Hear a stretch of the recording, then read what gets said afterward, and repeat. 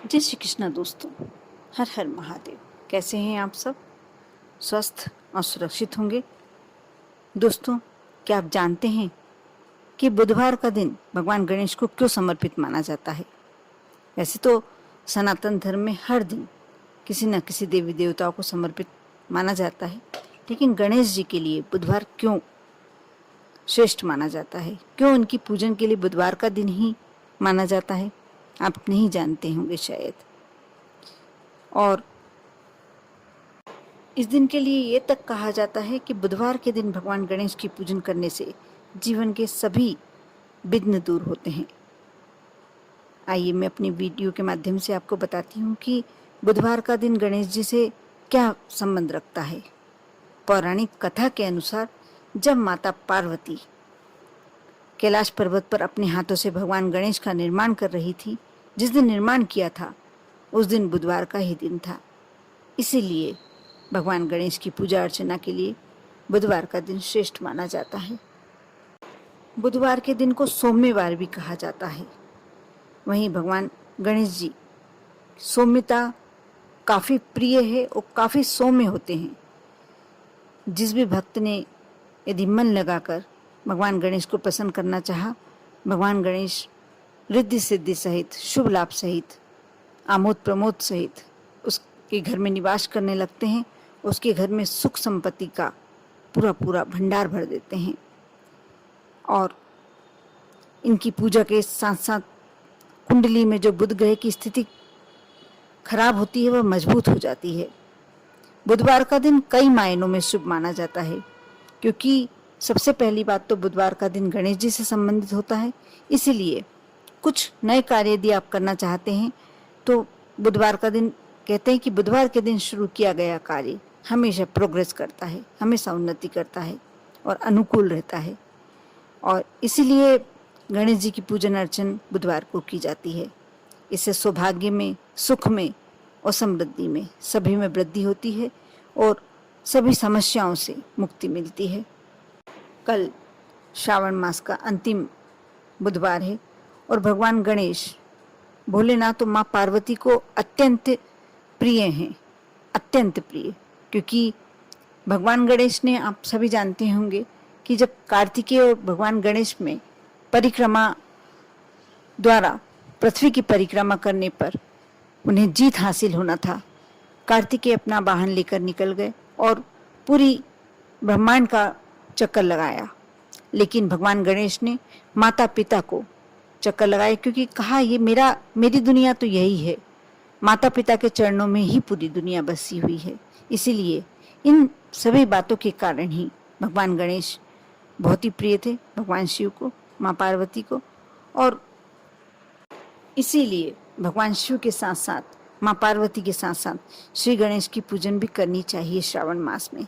कल अंतिम बुधवार है, इसलिए आप भगवान गणेश को प्रसन्न करने के लिए, क्योंकि मूंग भगवान शिव को भी बहुत प्रिय होते हैं, तो मूंग के लड्डुओं का यदि कर सकते हैं तो मूंग के लड्डुओं का भोग लगाएं। भले ही आप सुबह लगा सकते हैं, शाम को लगा सकते हैं।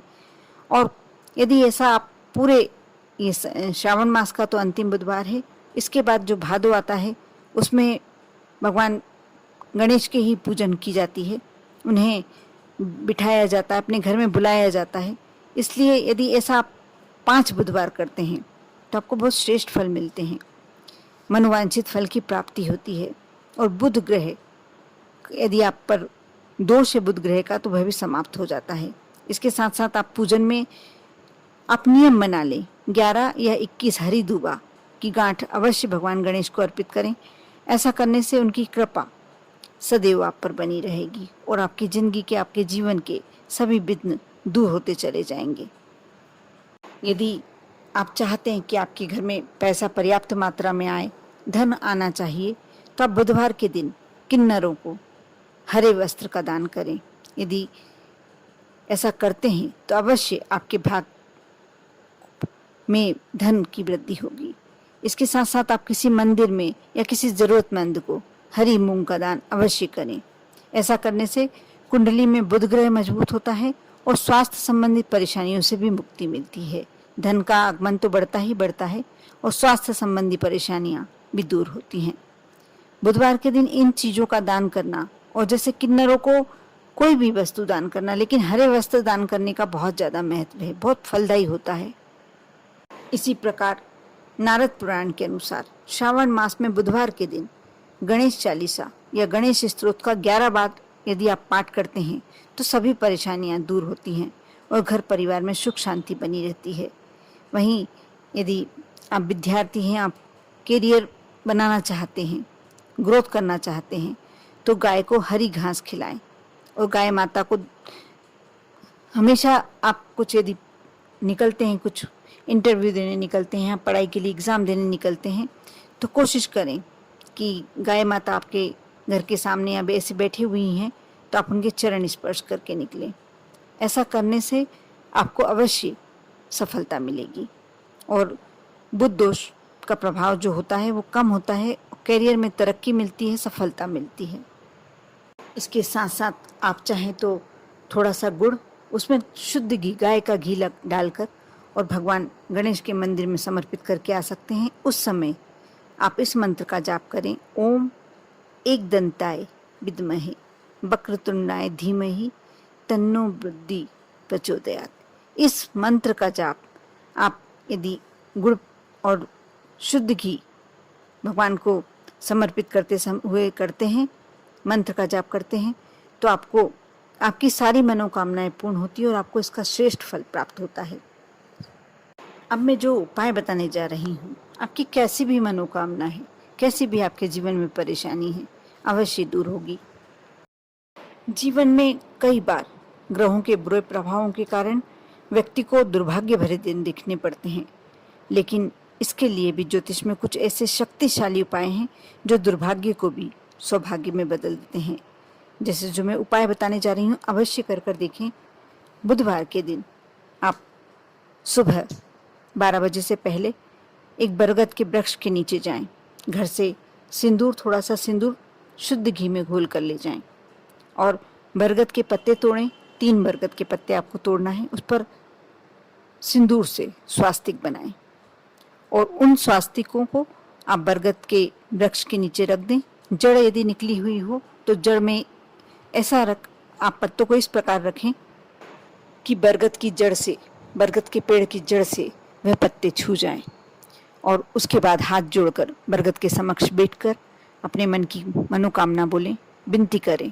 भगवान गणेश से कहें कि आप उनकी अवश्य जो भी मनोकामना है अवश्य पूरी करें। इस प्रकार आप करते हैं क्योंकि आप शायद जानते होंगे स्वास्तिक जो होता है भगवान श्री गणेश का रूप होता है और जो स्वास्तिक के जो बीच वाला हिस्सा होता है वह श्री गणेश का साक्षात रूप होता है।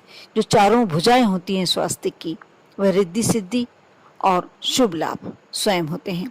जब आप इस तरीके से अपनी विनती करते हैं, स्वास्तिक बनाकर रखते हैं सिंदूर से, शुद्ध घी से मिलाकर और जड़ में रखते, बरगद की जड़ में रखते हुए विनती करते हैं, अपनी मनोकामना पूरी करने के लिए भगवान के सामने अरदास लगाते हैं, आपकी इच्छा अवश्य पूरी होती है। कर देखें, विश्वास बनाए रखें। विश्वास के साथ यदि आप यह कार्य करते हैं तो आपकी जो भी मनोकामना है अवश्य पूरी होगी। आप पर और आपके पूरे परिवार पर भगवान भोलेनाथ की कृपा बनी रहे। ओम नमः शिवाय।